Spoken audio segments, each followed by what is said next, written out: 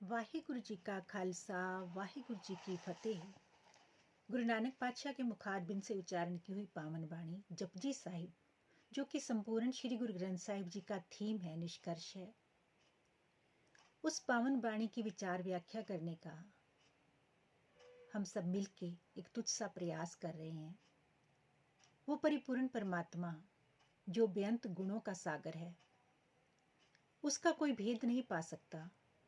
इसलिए उस परिपूर्ण परमात्मा के गुण गायन कर करके उसमें अभेद हो जाना, ये मानव जीवन का परम लक्ष्य है।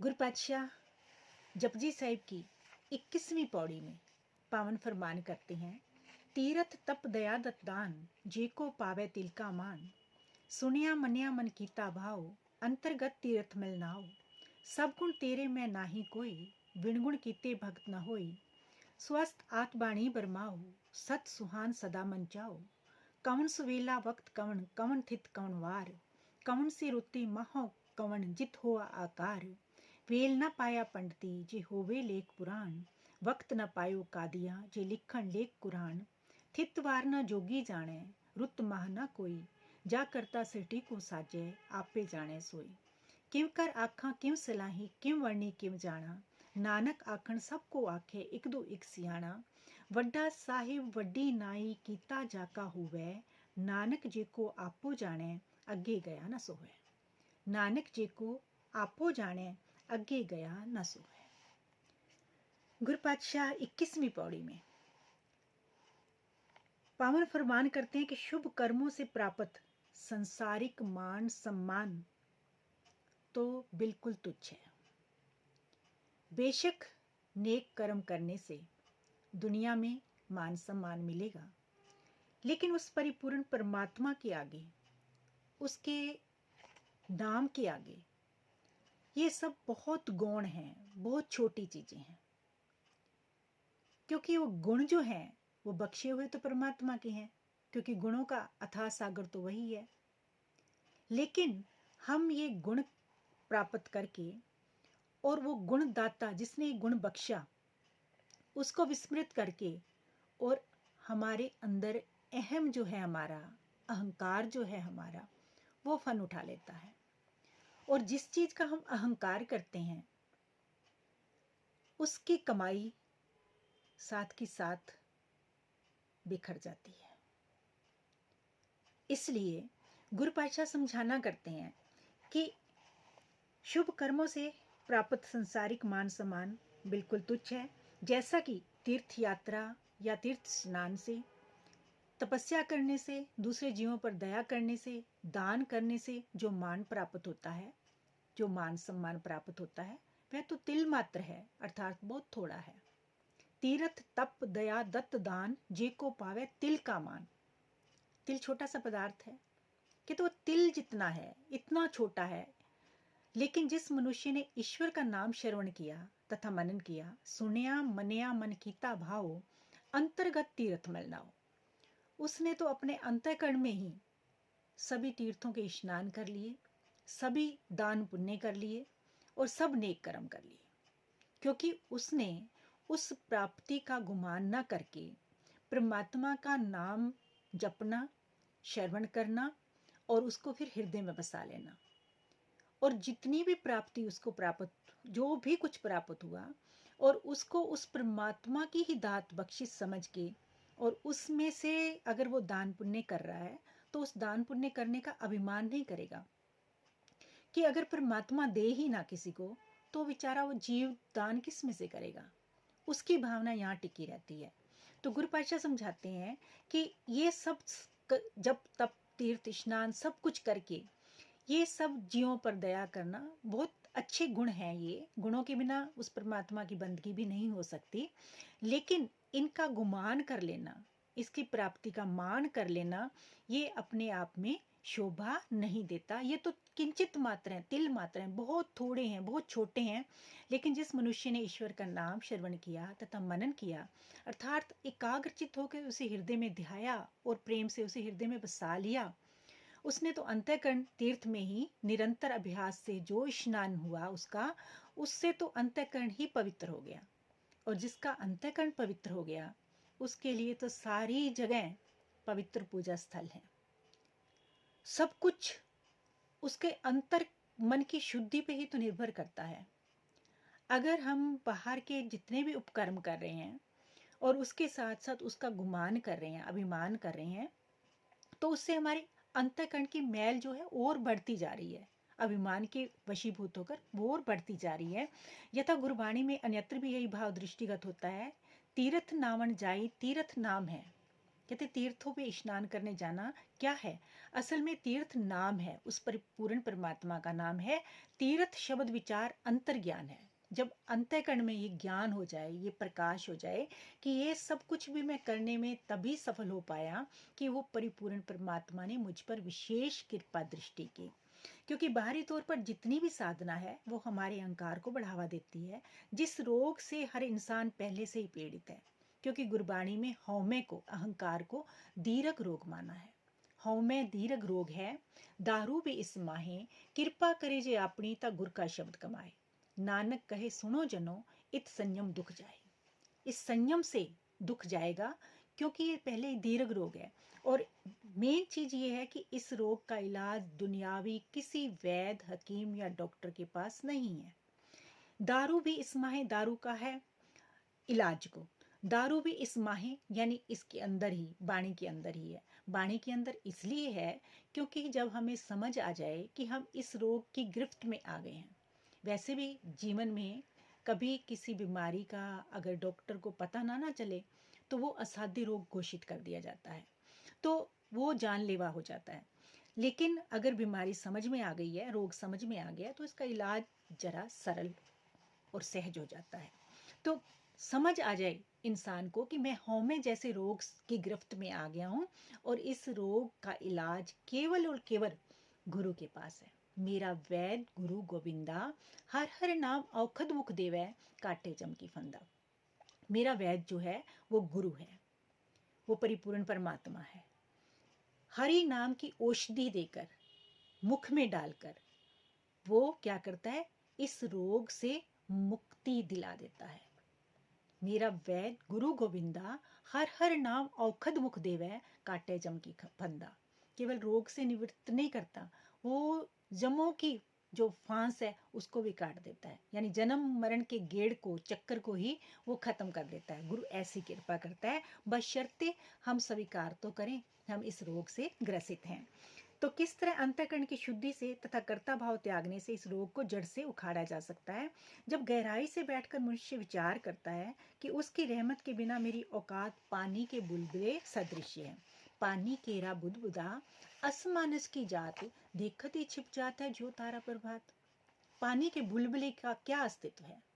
वही मनुष्य के जीवन, उसकी औकात है। लेकिन हम पता नहीं किस किस चीज का गुमान कर बैठते हैं। तो गुरबाणी आशय अनुसार गुरु नानक पातशाह कहते हैं, हम आदमी हाँ एकदम ही, मोहलत मौत न जाना। कहते कि हम आ जाए दम तो आदमी, नहीं तो मिट्टी की ढेरी। एक दम का भी भरोसा नहीं है कि जो दम, जो सांस बाहर निकला है वो दूसरा सांस अंदर आएगा तो हम जीवित हैं, अन्यथा हमारी मौत हो जाएगी। इसलिए आ प्लस दम, आदमी। तो गुरु नानक पातशाह ने कहा हम आदमी एकदमी, एकदम, एक विश्व, एक श्वास का भरोसा है। वो सांस, अगला श्वास आना है कि नहीं आना ये कोई नहीं जानता। इसलिए हम किस चीज का गुमान करते हैं। तो इसलिए हर पल उस परमात्मा को याद रखेगा, जो वही उस परमात्मा का शुक्राना करेगा। सब गुण तेरे ही बख्शे हुए हैं, जैसा कि भाई गुरदास जी ने भी इस संदर्भ में बड़ा सुंदर लिखा है। सब अवगुण में तन वसन, यानी सारे अवगुण मेरे अंदर बस रहे हैं। गुण कीते अवगुण नो धावे, कि वो अवगुणों के लिए ही दौड़ता रहता है, क्योंकि सारे अंदर जो अवगुण भरे पड़े हैं वो अवगुणों के लिए ही उसकी दौड़ है। गुणों के लिए उसकी कोई दौड़ ही नहीं है, उसकी कोई पकड़ ही नहीं है, ना उसका कोई संग्रह करना चाहता है, और अवगुणों के पीछे ही दौड़ता रहता है। श्री गुरु नानक देव जी फरमान करते हैं कि हे वाहिगुरु, सब गुण आपके बख्शे हुए हैं, सब गुण तेरे मैं ना ही कोई, विण गुण कीते भक्त ना होई। कहते हैं वाहिगुरु जी, सारे गुण तेरे बख्शे हुए हैं, मेरे में कोई गुण है ही नहीं, मेरा अपना कोई अस्तित्व है ही नहीं। इसलिए मन तू ज्योत स्वरूप है, अपना मूल पहचान। अपने मूल को पहचानने के लिए समझाया है। जैसे एक सागर की बूंद सागर से अलग हो जाए और अपना अलग अस्तित्व कायम करना चाहे तो एक पल भी नहीं लगता, वो विनष्ट जाती है, विनिष्ट हो जाती है। लेकिन वही बूंद सागर में मिलकर अथाह सागर का रूप हो जाती है। इसी तरह जब हम अपना अहंकार के कारण अपना अलग अस्तित्व कायम करना चाहते हैं तो हमारा वजूद खत्म हो जाता है। लेकिन अगर हम उसकी ही जोत हैं और उसमें ही मिलके एकाकार होके उस परमात्मा के गुण गाते रहें और उसका शुक्राना करते रहें तो हम भी उस परमात्मा का ही रूप हैं। अंश अंशी संबंध है परमात्मा के साथ जीवात्मा का। सब गुण तेरे में ना ही कोई, बिन गुण कीते भक्त ना होए। और बिना गुणों के उस परमात्मा की भक्ति हो नहीं सकती, क्योंकि अवगुणों से भक्ति कैसी होगी? जब अंतःकरण शुद्ध ही नहीं है, उस परमात्मा का नाम जप नहीं रहे, उस परमात्मा का कोई गुणगान कर ही नहीं रहे, तो बिना गुणों के भक्ति कैसे हो सकती है उस परमात्मा की? इसलिए उस परिपूर्ण परमात्मा के गुणों का बखान करना है और फिर वो सहजे सहजे वो गुण जो हैं वो हमारे अंतःकरण में प्रवेश होना शुरू हो जाएंगे। गुरु पातशाह समझाते हैं कि मेरे में कोई गुण नहीं, इन गुणों को एकत्र किए बगैर उसकी भक्ति नहीं हो सकती। हे दया के सागर परमात्मा, आप जी के हुक्म से ही माया की रचना हुई, आपके वचन से ही ब्रह्मा की रचना हुई। आप ही सत्य व सुंदर स्वरूप हो, आपके हृदय में सदैव आनंद है। स्वस्थ आत्मवाणी बरमाओ, सत सुहान सदा मंचाओ। सत्यम शिवम सुंदरम, तीनों रूप उसी के हैं। तो उस परिपूर्ण परमात्मा सच्चिदानंद इसीलिए उनको कहा गया है। तो वो परिपूर्ण परमात्मा सत्यम शिवम और सुंदरम का साकार रूप है। उसी के हुक्म से सब कुछ की रचना हुई है और उसी के आदेश में, उसी के हुक्म में ही सारी प्रकृति जो है वो कार्यरत है। उसके हुक्म की अवहेलना एक इंसान करने की कोशिश करता है और जितना करने की कोशिश करता है उतना ही ये दुखों के घेरे में ये अपने आप को जकड़ लेता है।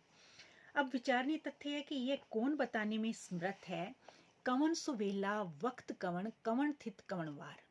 अब ये किसमें इतनी समर्थता और योग्यता है कि वो ये बता सके कि वो परिपूर्ण परमात्मा कवन सुवेला वक्त कवन, कवन थित कवन वार, कि उस परिपूर्ण परमात्मा ने वो कौन सी घड़ी थी, कौन सा समय था, कौन सी तिथि थी, कौन सा दिन था, कौन सी ऋतु थी, कौन सा महीना था, कौन सा वार था जब उसने इस सृष्टि की रचना की। कोई नहीं जानता, कोई भी नहीं जानता। अगर कोई जानता होता तो इसका जिक्र होता, उसका जिक्र होता, लेकिन ऐसा कहीं भी मुकम्मल तौर पे कहीं जिक्र आया ही नहीं, क्योंकि किसी को पता ही नहीं है। पिता का जन्म के जाने पूत, गुरबाणी का पावन फरमान है। अब उस पुत्र को जैसा बताया जाएगा उसके पिता के बारे में वो वैसा मान लेगा, लेकिन उसे अपने आप से तो नहीं पता ना मेरा पिता में उसका कब जन्म हुआ, उसका वो कैसा था, उसका कैसा स्वभाव था, उसका बचपन कैसा था, वो तो नहीं जानता। उसको जैसा उस बताया जाएगा वैसा वो समझ जाएगा।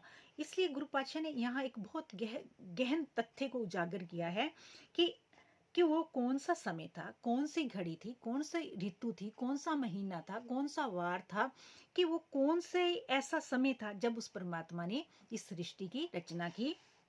इस तथ्य का भेद किसी पंडित ने नहीं पाया, वेल ना पाया पंडिती, किसी प्रकांड पंडित ने इसका भेद नहीं पाया। अगर पाया होता तो इसका जिक्र पुराण में जरूर होता, उनके धर्म ग्रंथ में जरूर होता। वेल ना पाया पंडिती जे होवे लेख पुराण, नहीं तो अवश्य उसका जिक्र जो है पुराणों में होता, लेकिन नहीं है। वक्त न पायो कादियां जे लिखण लेख कुरान। अगर काजी मुल्ला इनको इसकी कोई भनक पड़ी होती, इसकी कोई सूझ पड़ी होती, इनको कोई समझ में आया होता तो उनका जिक्र उनके कुरान, उनके धर्म ग्रंथ कुरान में होता, लेकिन ऐसा भी नहीं है। तो थित वार ना जोगी जाने, ये तिथियां वार यानी जिस तिथि को, जिस वार को, जिस ऋतु में, जिस मौसम में, जिस समय में परमात्मा ने इस सृष्टि की सृजना की, अगर योगी जानते तो वो भी कहीं ना कहीं उसका जिक्र करते, लेकिन वो भी नहीं जानते। इसका मतलब वो भी नहीं जानते। वेल ना पाया पंडिती जी हुए लेख पुराण, वक्त ना पायो कादियां जे लिखण लेख कुरान। थित वार ना जोगी जाने, रुत माना कोई। उनको भी नहीं पता कौन सी ऋतु थी, कौन सा माह था, कौन सा महीना था, नहीं तो उसका जिक्र वो जरूर करते। जा करता सृष्टि को साजे आप पे जाने सोए, जब उसके जी में आया उसने सृजना कर दी, लेकिन वो सृजनहार खुद जानता है, वो रचयिता खुद जानता है उसने कब सृष्टि को बनाने की उसकी मौज बनी और कब उसकी समेटने की मौज बन जाएगी, और वो उसके भेद को कोई भी नहीं जानता। जा करता सृष्टि को साजे आपे जाने सोई, क्यों कर आखा क्यों सलाही क्यों वर्णी क्यों जाना।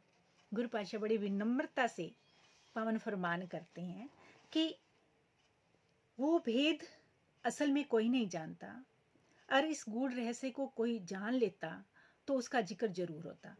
और भाई गुरदास जी ने भी इस संदर्भ में लिखा है, ओंकार आकार कर थित वारना महाजनाइए, कि उस परमात्मा ने कब ये बनाए उसका कोई किसी ने भेद नहीं पाया।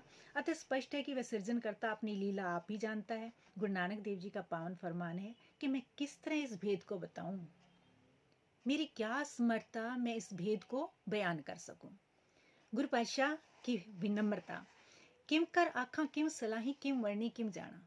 हे वाहिगुरु जी, हे परिपूर्ण परमात्मा, मैं कैसे किस तरह इस भेद को बताऊं, कैसे उसकी सिर्फ सलाह करूं, कैसे तेरा वर्णन करूं, कैसे तुझे समझूं। तू बेअंत है और तेरा बेअंत का अंत पाना कैसे मुमकिन हो सकता है।